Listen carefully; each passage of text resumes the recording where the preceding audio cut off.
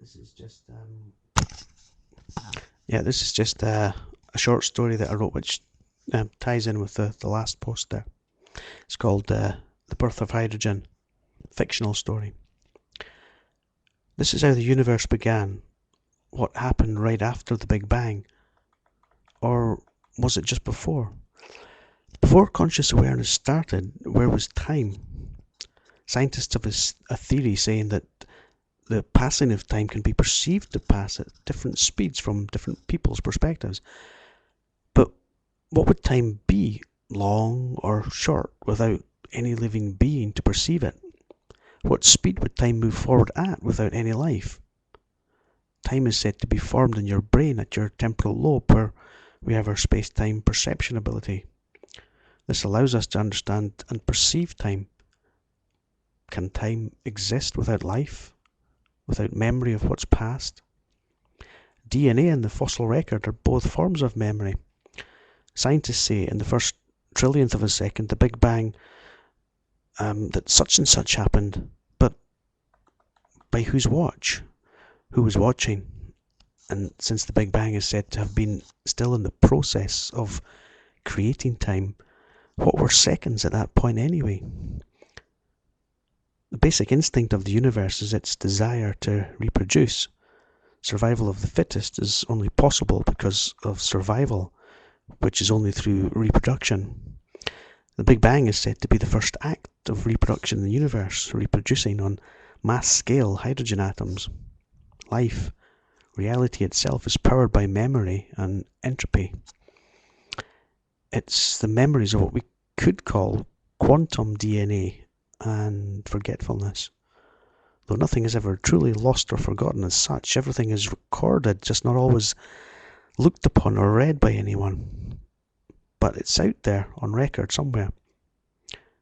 This is a story about a very old soul whose evolution helped to create the world you and I know and love. A tale from before time began, a story all of us are part of and that made us who we are. This soul doesn't have a name, but let's call it gravity, or maybe attraction, or love. That's depending on who's telling the story and who's listening. Some would even say that our friend wasn't really a soul at all, just energy waiting from before time began to become the Big Bang. But longing, hoping, waiting, anticipating, and enjoying the possibilities of what might become. It's life, Jim, but not as we know it. Before any solid thing came to be, nothing mattered. No matter existed, no mass, just energy creating motion. E equals motion, just pure energy, just pure emotion. This concept proposes that all energy in its most basic form is closer to what we call emotion than simply energy. We know that without a reason, without a purpose, without an emotional drive, nothing is done. No drive, no energy, no motion. Without energy, without emotion. Energy was just waiting for the Big Bang, the moment of creation, and somewhere in that energy brewing, the rules, the laws of physics, waiting to take form. The primordial energy soup of possibilities, waiting to build up to explosion point. To wait for anything takes time. Time to form rules. Time to decide not to wait any longer. Even building up energy to explosion point takes time. So time may have come before the Big Bang, in a tiny fraction of a second before the Big Bang, before the energy focused its attention to become matter. But in that tiny fraction of a second before time was created, an infinity of time went by. Let's begin the story when the idea of hydrogen first came about. The energy was thinking about hydrogen. This idea mattered to the energy that thought it up, though it was more of a feeling than a thought. No words yet existed to form thoughts as we understand them, just energy focusing attention on a matter.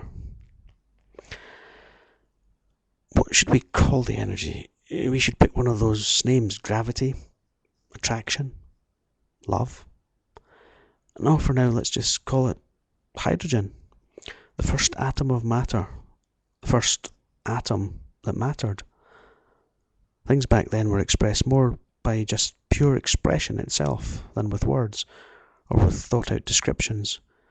Hydrogen, though not yet physically expressed within space and time, was nonetheless energy's first expression, the first word, if you like. Energy had spoken a word, and hydrogen was that word. And through hydrogen, all other things were to be created.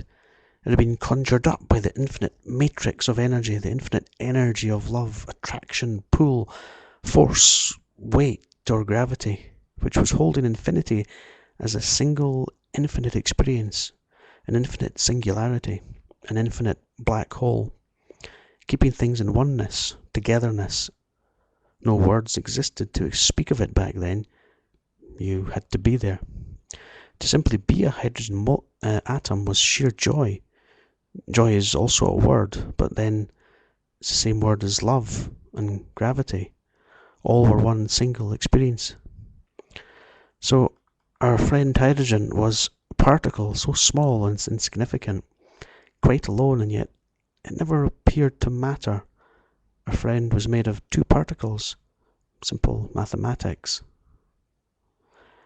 One nucleus with an electron orbiting, that's two particles of matter, 1 plus 1 is 2, nucleus plus electron is an atom. So these two particles are in fact only one atom of hydrogen.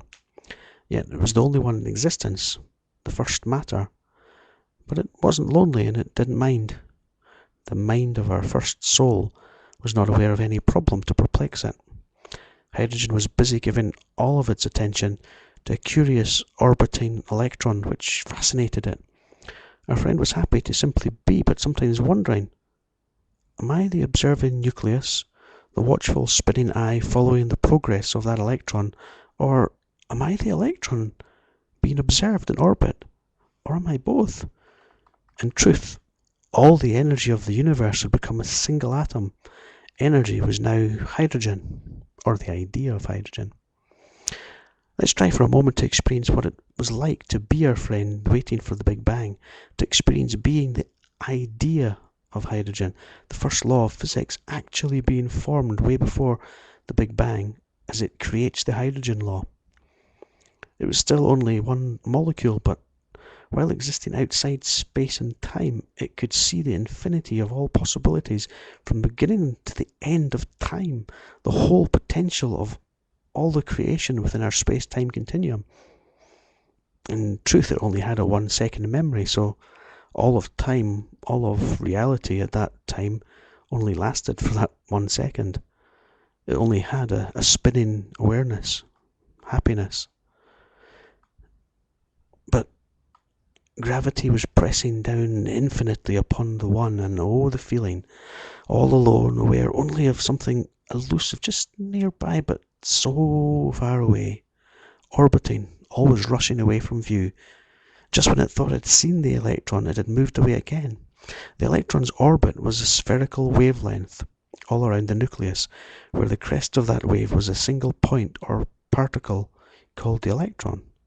But if you tried to focus attention on its whereabouts, just as you thought you had found it, it already moved away. The central focus of attention was that spinning The central focus of attention that was spinning furiously in search of the electron was the very energy that was driving the electron in its orbiting spin, while at the same time the attraction or desire to find it kept it from flying away, held it prisoner, always pulling it back in an eternal spin. The first primitive thought became one of the first rules or laws of our universe. The particles remembered they were orbiting each other, and this was the law of gravity. This memory was one of the only thoughts the universe had ever had, but the universe saw that it was good. That memory or desire to keep this good thing going was in itself the very gravity which was pulling the particle back. We are not two things, we are one. Let's stay together. Don't divide, let's stay united. Together we have this spinning purpose.